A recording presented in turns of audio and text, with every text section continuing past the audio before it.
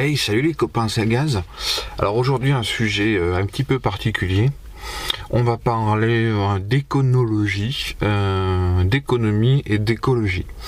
Et on va notamment parler de l'énergie grise et on va essayer de voir et de comprendre pourquoi rouler avec un véhicule neuf qui consomme un petit peu moins qu'un véhicule ancien est quelque part moins écologique et éconologique que de rouler avec un véhicule relativement ancien.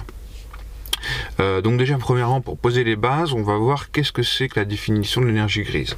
L'énergie grise, c'est toute la quantité d'énergie en termes de ressources, d'électricité, de matériaux, de forage, de transport, etc.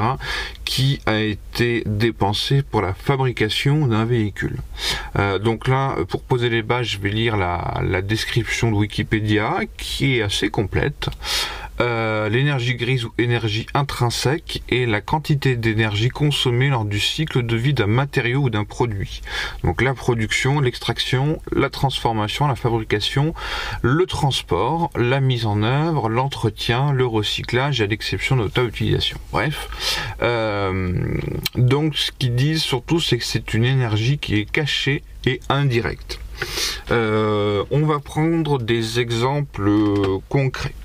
Par exemple, aujourd'hui, je vais acheter une petite voiture, une Peugeot 208. Je vais l'acheter environ avec des bonnes options entre 15 et 18 à peu près, 18 000 euros. J'aurai un petit moteur essence qui va consommer en réel, on va dire 7 litres au 100, 6-7. Et ce véhicule pourra être en critère 1, c'est-à-dire aura le droit de rouler dans les cas de pic de forte pollution, et ce sera considéré comme un véhicule écologique moins polluant. Ensuite, après, je vais prendre un deuxième exemple, je vais prendre une Citroën AX. Voilà. J'aurais pu prendre un modèle plus gros et ça revient au même.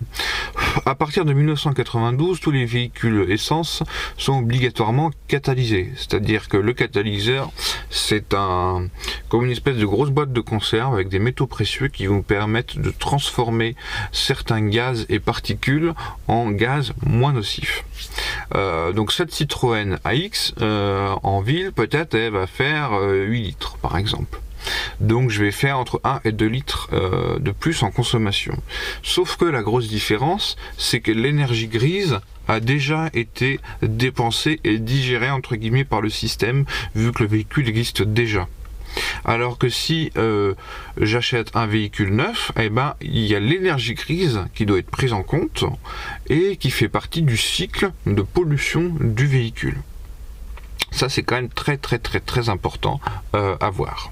Ensuite, on va aborder un deuxième sujet qui, là, c'est quelque chose qu'on ne sait pas forcément, qui est caché, mais qui est, je trouve, dramatique et qui est un foutage de gueule complet.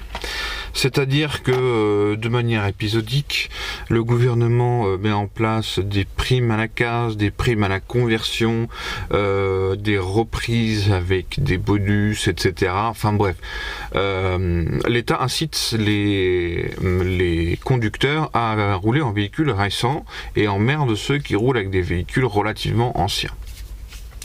Sauf que ce qu'il faut savoir, c'est que quand on achète un véhicule neuf et qu'on le fait reprendre par son concessionnaire, son mandataire, son garage, le véhicule ne va pas être détruit et retiré de la circulation. Dans plus de 80% des cas, le véhicule va être revendu aux enchères ou à des professionnels et va partir notamment en Afrique. Ou là-bas, ils vont rouler jusqu'à la lie, jusqu'au bout, puisque là-bas, le contrôle technique, c'est un petit peu différent, je suis même pas sûr qu'il y en ait. Donc en fait, on achète un véhicule neuf qui est bourré d'énergie grise, parce que on a fait une dépense énergétique pour la construction, le transport, le développement, etc. Et d'un autre côté, on se dit qu'on retire un véhicule qui est soi-disant, qui est légèrement plus polluant, mais vraiment très faiblement, en le retirant de la circulation, ce qui n'est pas du tout le cas. Et donc, sauf erreur de ma part, il me semble que c'est toujours sur la même planète que tout ça se passe. Donc, que le véhicule pollue ici ou qu'il pollue en Afrique, c'est la même chose au niveau impact environnemental.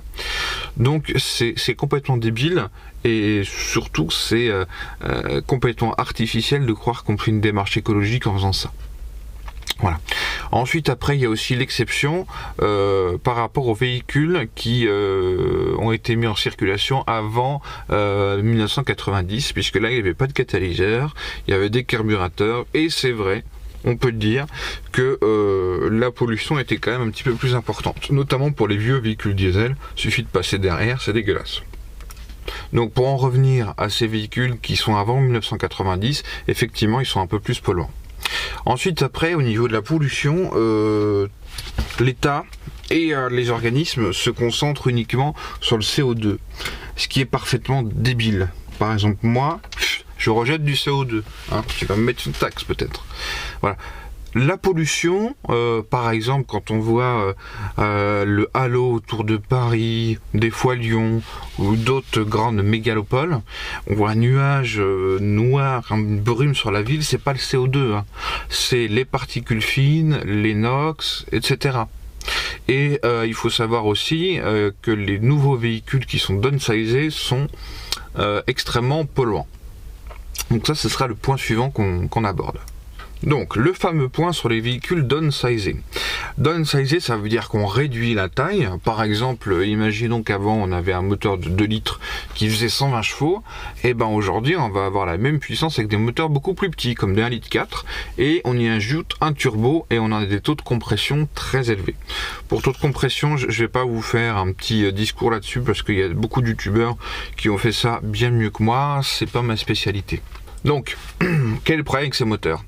Le problème, c'est qu'on a un taux de compression très élevé avec le turbocompresseur et du coup, en fait, on craque, si on veut, les molécules de manière tellement fine qu'en fait, on obtient des microparticules, pour pas parler de nanoparticules, qui sont extrêmement nocives et bien plus nocives que le CO2. Donc, on rappelle, le CO2, tout le monde en rejette. Quand tu parles, les plantes, etc. Ce qui fait la pollution visuelle et tout ce qui est cancérigène, c'est pas le CO2, c'est tout le reste, et c'est ça qui est absolument pas mesuré et pris en compte et mis en avant, donc ce qui est catastrophique. Donc tout ça pour en revenir au sujet, quand on achète un véhicule, il faut vraiment prendre en compte l'énergie grise, l'utilisation qu'on va en avoir, par exemple ceux qui font que des petits trajets, surtout pas prendre de diesel, parce que ça s'encrasse, ça c'est pas une légende. Et il faut aussi qu'au niveau coût d'entretien ça corresponde. Par exemple, on prend un Porsche Cayenne aujourd'hui, ça vaut le prix d'un Scénic neuf, d'occasion. Mais par contre, à entretenir, tu changes les plaquettes de frein, t'en as pour 1000 balles, voilà. Mais il faut surtout pas se dire qu'en achetant soit un véhicule biocool qui consomme pas beaucoup, en tout cas qui a la vignette ou le critère, et ben on va faire un geste pour la planète, puisque le véhicule précédent qu'on a, et ben il va tourner dans d'autres pays, mais il sera pas retiré de la circulation. Voilà, je pensais que c'était un sujet important à dire, et on n'a pas assez de réflexion là-dessus, et tout le monde essaie d'acheter des véhicules neufs en pensant bien faire, alors que c'est faux. Alors peut-être pour le primo-accédant, on va dire que ça aura un sens, mais dès qu'il y a changement de véhicule, de toute façon, ce n'est pas vraiment sensé. Ensuite, après, au niveau des véhicules d'occasion, il y a beaucoup de véhicules qui ont une dizaine d'années, qui sont parfaitement capables de rouler aujourd'hui, qui ne seront pas polluants, plus qu'un véhicule d'aujourd'hui, puisque du moment qu'on est à partir des années 92, on a globalement la même optimisation. Et on a même l'effet inverse, c'est-à-dire qu'aujourd'hui les véhicules sont très lourds et donc on consomme un petit peu plus. Voilà, bon ben j'espère que ce petit aperçu du sujet t'aura plu, et puis bon débat, on va dire, dans la bienveillance toujours. À la prochaine, ciao.